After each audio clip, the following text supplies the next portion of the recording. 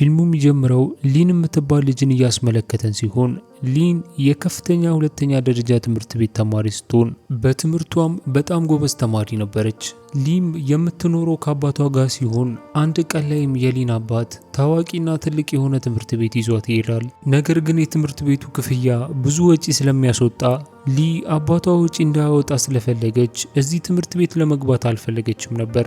የትምህርት ቤቱ ርዕሰ መምህር ግን የሊን ምሁርነትና አስተዋይነትን ሰምታ ስለነበር ያለምንም ክፍያ በስኮላርሺፕ መማር እንደምትችል ትነግራታለች። በዚህም በጣም ደስተኛ የሆኑ ሊ የትምህርት ቤት መታወቂያ ፎቶ በመነሳት ላይ ያለች ግሬስ የተባለች እንደሱ አዲስ ተማሪ ትተዋወቃለች። ሊም አዲስ ተማሪ በመተዋወቋ ደስ ብሏታል። ግሬስ በሌሎች ነገር ላይ ጎበዝ ብትሆንም ትምህርቷ ላይ ግን ትንሽ ደካማ ነበረች። ከትንሽ ቆይታ በኋላም ግሬስ እና ሊ አንድ ላይ ወደ ላይብረሪ ይሄዳሉ። ግሬስም ትምህርት ቤቱ አዲስ ሕጎችን እንዳወጣና አንድ ተማሪ ወደ ቀጣይ ክፍል ለማለፍ 3.2 ማምጣት እንዳለበት ትነግራታለች። ሊም ይሄ ነገር ብዙም አላሳሰባትም ነበር፣ ምክንያቱም በጣም ጎበዝ ተማሪ ነበረች። ግሬስም ሊ ጎበዝ ተማሪ እንደሆነች ካስተዋለች በኋላም ሊ ፈተናውን እንድታስኮርጃት ካለበለዚያ ፈተናውን እንደምትወድቅ ትነግራታለች። ከቀናቶች በኋላም የፈተናው ቀን ደርሶ ፈተናው መፈተን ይጀምራሉ። ሊ ፈተናውን ባየችው ሰዓት የምታውቀውና ቀላል ነበር። ነገር ግን ግሬስን ዞራ ስትመለከታት ፈተናው እጅግ እንደከበዳት ትመለከታለች። ሊም ወዲያውኑ ሙሉ መልሱን በላጲስ ላይ በመጻፍ ጫማ ውስጥ ከታ ወደ ኋላ ተወረውርላታለች። ግሬስም ሙሉ መልሱን ከሰራች በኋላም ጫማውን መልሳ በምትወረውርበት ጊዜም ጫማው መስመር ስቶ ወደ ውጭ ይወጣል። ሊም ወዲያውኑ ፈተናውን ለመስጠት ተነስታ ጫማውን አርጋው ትሄዳለች። የፈተናውም ውጤት በሚመጣበት ሰዓት ግሬስ 3.87 በማምጣቷ በጣም ትደስታለች። ግሬስም ፈተናውን ስለረዳቻት ሊን ለማስደሰት ማታ ላይ ወደ አንድ መዝናኛ ቦታ እንድትመጣ ትጋብዛታለች። ማታ ላይም ግሬስ ፓት ከተባለው ፍቅረኛዋ ጋር ታስተዋውቃታለች። ፓት የቢዝነስ ስራዎችን ይሰራ ስለነበር በዚህ ምክንያት በጣም ሀብታም ነው። ግሬስም ለፍቅረኛዋ ፓት ፈተና ላይ በጣም እንደረዳቻትና የማለፏ ምክንያት ሊ እንደሆነች ትነግረዋለች። ፓትም በዚህ በጣም እየተገረመ ለሱና ለጓደኞቹ መልስ እንድታሰራቸው በዚህም ጠቀም ያለ ገንዘብን እንደሚከፍላት ይነግራታል። ሊም በሐሳቡ ለመስማማት ብትፈራም አባቷን ለመርዳት በማሰብ በሐሳቡ ትስማማለች። ሊም የፒያኖ ልምዷን በመጠቀም ፒያኖ ላይ ባሉት ኪዎች ኤ የትኛው እንደሆነ ቢ የትኛው እንደሆነ ሁሉንም ነገር ለፓት ጓደኞች ታሳያቸዋለች። በቀጣይ ቀንም ፈተናው ላይ ባሳየቻቸው መንገድ ሁሉም ተማሪዎች መልሱን ይሰራሉ። በዚህም ምክንያት ሊ ብር በማግኘቷ ለአባቷ ልብሶችን መግዛት ትጀምራለች። አባቷም እየተደሰተ ገንዘቡን ከየት እንዳመጣች ይጠይቃታል። ሊም አንዳንድ ሆቴሎች ላይ ፒያኖ መጫወት እንደጀመረች ትነግረዋለች። በሌላ በኩል ደግሞ ቤንግ የተባለ አዲስ ተማሪን ያስተዋውቀናል። ቤተሰቦቹ ድሃ ቢሆኑም እሱ ግን ጎበዝ ተማሪ ስለነበር ስኮላርሺፕ በማግኘቱ ነበረ ወደዚህ ትምህርት ቤት የተቀላቀለው። በጣም ሀቀኛ ከመሆኑ የተነሳ ተማሪዎች ሲኮራረጁ ሲያይ ዝም ብሎ ማለፍ አይችልም ነበር። ትምህርት ቤቱን በሚያዘጋጃቸው ውድድሮች ላይ ሊንና ቤንግ በጣም ተፎካካሪ ተማሪዎች ይሆናሉ። በዚህም የተደሰተችው ርዕሰ መምህራቸው ወደ ሌላ ሀገር የስኮላርሺፕ ውድድር እንዳለና ጠንክረው ከሰሩ እዛ ሊላኩ እንደሚችሉ ትነግራቸዋለች። ነገር ግን ትምህርት ቤቱ መላክ የሚችለው አንድ ተማሪ እንደሆነ ስትነግራቸው ከዚህ ሰዓት ጀምሮ ሁለቱም ተፎካካሪ መሆን ይጀምራሉ። አመሻሽ ላይም ቤንግ ወደ እናቱ የምትሰራበት ቦታ ላይ ይሄዳል። እናቱ ልብስ አጣቢ ስትሆን የልብስ ማሽኑ ዛሬ በመበላሸቱ ምክንያት በእጇ ነበር ልብሶችን ስታጥብ የነበረው። ይህን ነገር የተመለከተው ባንግም ከትምህርት ቤት ደክሞት ቢመጣም ከእናቱ ላይ ልብሶቹን ተቀብሎ ራሱ ማጠብ ይጀምራል። በንጋታውም ቤንግ ወደ ክፍሉ እየገባ በነበረበት ጊዜም ቶንግ የተባለ ተማሪ ቤንግን በማስቆም ያለፉትን ሳምንታት አሞት ስላልመጣ የዛሬው ፈተና በጣም ሊከብደው ስለሚችል ቤንግ እንዲያስኮርጆ ይጠይቀዋል።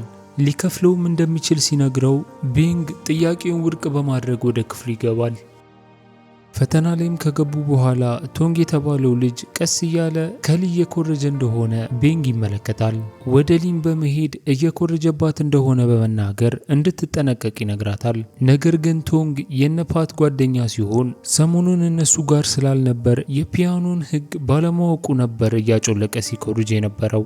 ሊም ማስኮርጇን ስትቀጥል ቤንግ ምንም ሳያንገራግር ላስተማሪው ተማሪዎቹ እየተኮራረጁ እንደሆነ ይነግረዋል። ነገር ግን አስተማሪው አውቆ ዝም እንዳላቸውና ፈተናው ኮድ እንዳለው ይነግረዋል።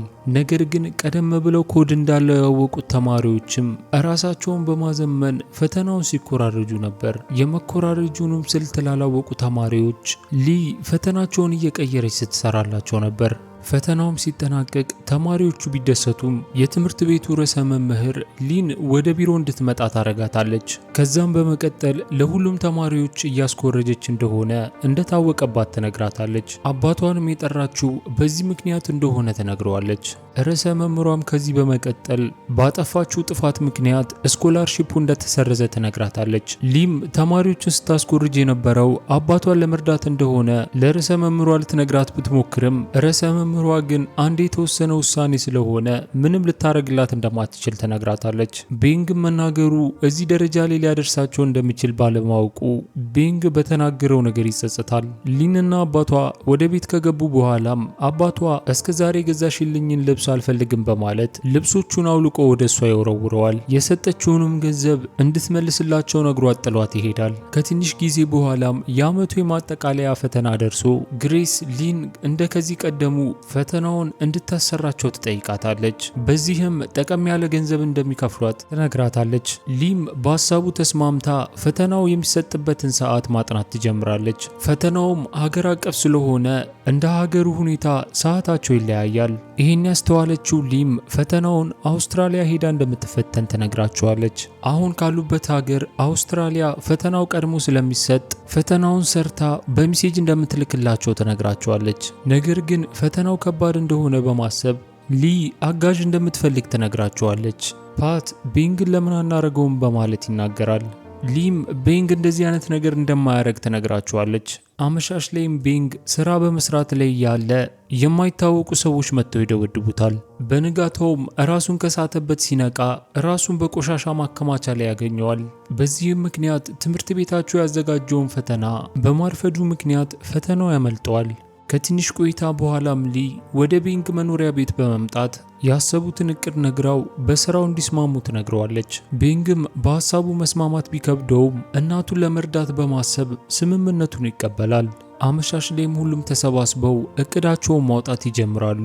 ሊም ከዛ በመቀጠል ያሰበችውን እቅድ መናገር ትጀምራለች። ከፈተናም ለእረፍት በሚወጣበት ሰዓት ቀደም ብለው ሽንት ቤት ውስጥ ባስቀመጡት ስልክ በቃሉ ይዞ የወጣውን መልስ እንዲልክላቸው ይስማማሉ። ሁሉም በሀሳቡ ላይ በመስማማት እያሉ በድንገት ፓት የዛን ቀን ማታ ያስደበደበው እሱ እንደሆነ ይነግረዋል። ቤንግም በዚህ ነገር ተናዶ ኃይለኛ ድብድብ ይፈጠራል። ፓትም ላደረገው ነገር ይቅርታ ቢጠይቀውም ቤንግ ግን ካሁን በኋላ ከነሱ ጋር ምንም አይነት ግንኙነት እንደማይፈልግ ተናግሮ ቦታውን ለቆ ይሄዳል። ሊም ወዲያውኑ ተከትላ በመውጣት ሊያገኙት የሚችሉት ገንዘብ እጅግ በጣም ጠቀም ያለ እንደሆነ በመናገር ሀሳቡን ታስቀይረዋለች። የፈተናውም ቀን ደርሶ ሊና ቤንግ ወደ አውስትራሊያ ከተጓዙ በኋላም ፈተናው ወደሚሰጥበት ቦታ ላይ ይደርሳሉ። ሊና ቤንግም ፈተናውን ቶሎ በመጨረስ መልሱን በቃላቸው መሸምደድ ይጀምራሉ። እንደተነጋገሩትም በረፍት ሰዓታቸው ፈተናውን በስልካቸው መላክ ይጀምራሉ። ፓትም የፈተናው መልስ ሲደርሰው በጣም እየተደሰተ ግማሹን ብር ይልክላቸዋል። በሁለተኛው ዙርም ፈተና ላይ በፍጥነት በመስራት በሽንት ቤት ውስጥ በመሆን መልሶቹን መላክ ይጀምራሉ። በድንገትም የትምህርት ቤቱ ተቆጣጣሪ ቤንግ ሽንት ቤት ውስጥ በመቆየቱ ምክንያት ተጠራጥሮ ወደሱ ይመጣል። ከሽንት ቤት ውስጥም እንዲወጣ ይነግረዋል። ቤንግም ከወጣ በኋላ የትምህርት ቤቱ ተቆጣጣሪ ምን እያደረገ እንደሆነ ይጠይቀዋል። ይህን ነገር የተመለከተችው ሊም ጫማ ውስጥ ደብቃ የነበረውን ስልክ በፍጥነት በማውጣት ማንም ሳያት የውሃ ማጣሪያ ውስጥ ተደብቀዋለች። ቀጣዩን ፈተና ለመፈተን ስትገባ ቤንግ እስካሁን ባለመምጣቱ ምክንያት ሊ እንደተነቃባቸው በማወቅ እርሳሱን አፏ ውስጥ በመክተት እንዲያስታውቃት ካረገች በኋላም ከክፍሉ በመውጣት የደበቀችውን ስልክ ይዛ በቃሏ የያዘችውን መልስ እየላከችላቸው እያለም በድንገት ስልኳ ያመልጣትና ስክሪኑ ወድቆ ይሰበራል። ነገር ግን ሊ እንደምንም ብላ መልሱን ትልከዋለች። በሁኔታውም ስትርበተበት ያያት የትምህርት ቤቱ ርዕሰ መምህርም እየሮጠ እሷን በማስቆም ለጥያቄ ወደ ቢሮ ይዟት ይሄዳል። ነገር ግን ቤንግ እሷን እንደማያውቃት በማስመሰል ሊን እንደማያውቃት ይናገራል። ርዕሰ መምህሩም ምንም ሊያገኝባት ባለመቻሉ ምክንያት ሊን በነፃ ይለቃታል። ወደ ሀገሯም ስትመለስ ግሬስና ፓት በደስታ ይቀበሏታል። ነገር ግን ቤንግ በእሷ ምክንያት ሊታሰር እንደሆነ ስለሰማች በዚህም በጣም በማዘን ሊሰጧት የነበረውን ብር እንደማትፈልግ ተናግራ ጥላቸው ትሄዳለች። የነፓት ጓደኞችም በፈተናው በማለፋቸው ትልቅ የተባለ ፕሮግራም በማዘጋጀት ደስታቸውን ያጣጥማሉ። ከትንሽ ቆይታ በኋላም ሊ በቤንግ ስልክ ወደ አንድ ቦታ እንድትመጣ አድራሻ ይላክላታል። ሊም ወደ ቦታው ስትደርስ ቤንግ የእናቱን የሥራ ቦታ እጅግ ዘመናዊ የሆኑ ማሽኖችን ገዝቶ ቤቱን እንዳደሰው ትመለከታለች። ቤንግም ከዛ በመቀጠል ከዚህ በፊት የሰሩት አይነት ስራ አንድ ሰው እንዳመጣላቸው ይነግራታል። ስራውንም አንድ ላይ እንዲሰሩ ሲጠይቃት ሊ ከዚህ በኋላ እንደዚህ አይነት ስራ እንደማትሰራ ተናግራ ጥላው ትሄዳለች። ከትንሽ ቀናትም በኋላ ሊ ባደረገችው ነገር በመጸጸት ከአባቷ ጋር ወደ ፖሊስ ጣቢያ በመሄድ ያደረገችውን ነገር ሙሉ በሙሉ ስትናዘዝ እያስመለከተን ፊልማችን በዚህ ይጠናቀቃል። ፊልሙን እንደወደዳችሁት አልጠራጠርም። በሌላ ፊልም እስከምንገናኝ ሰላም።